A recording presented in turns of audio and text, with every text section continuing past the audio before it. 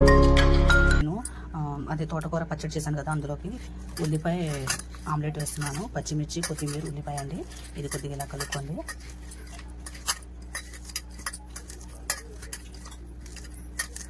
ఇప్పుడు మనం ఇందులోకి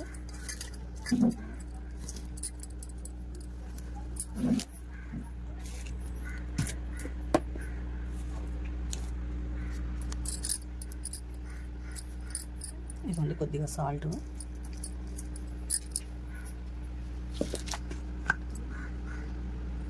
కొద్దిగా కారం అండి.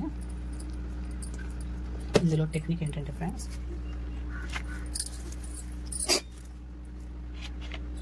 కొద్దిగా పాలండి, కొద్దిగా ఎక్కువ కాదండి, కొద్దిగా చాలు. ఇది బాగా కలపండి.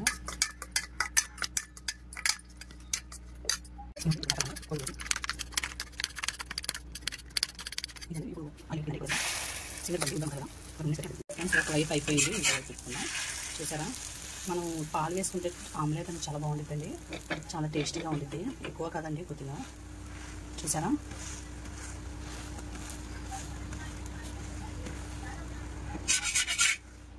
ఇదిగోండి ఇంకా ఇప్పుడు అవ్వాలండి ఫ్రెండ్స్. అయిపోయింది, ఇప్పుడు సర్వ్ చేసుకున్నాం.